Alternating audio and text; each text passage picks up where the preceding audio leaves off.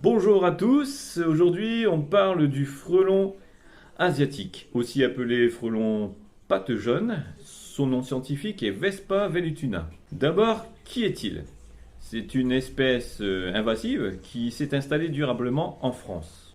Elle se nourrit de nombreux insectes et elle est particulièrement connue pour sa prédation sur les abeilles et la biodiversité localement. Ensuite, d'où vient-il? Il est d'origine d'Asie. Il n'est pas arrivé ici naturellement.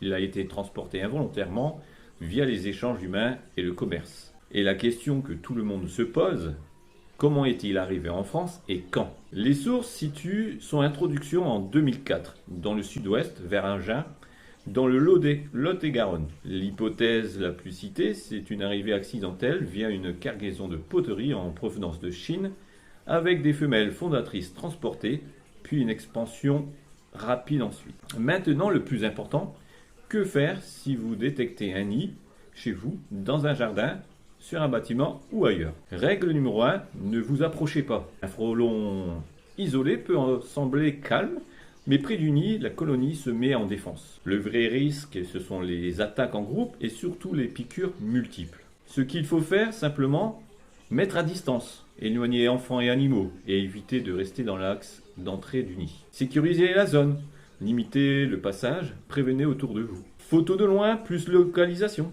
Si possible, prenez une photo à distance et notez l'endroit précis. Signalez. Vous pouvez le faire rapidement sur signalni.fr. L'idée, c'est que l'information remonte clairement avec photo et position pour que les bonnes personnes puissent agir.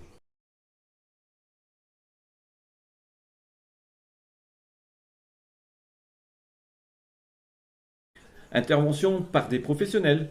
La destruction doit se faire avec équipement adapté. Objectif, zéro prise de risque. Petit point utile, certains nids sont abandonnés en fin de saison.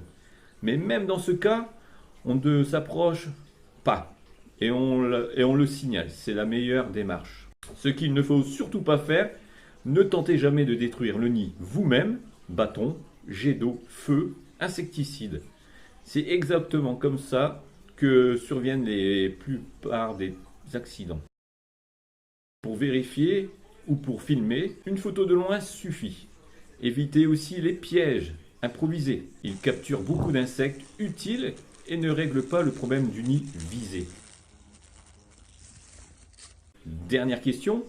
Est-ce que le frelon asiatique est dangereux? Pour l'humain, la piqûre n'est pas magiquement plus dangereuse qu'une autre. Mais le danger est réel dans certains cas. Allergies, piqûres multiples ou piqûres sur une zone sensible. Et pour la biodiversité, l'enjeu est important. C'est un prédateur d'insectes, dont des abeilles et d'autres pollinisateurs, ce qui peut fragiliser les ruchers et l'équilibre local.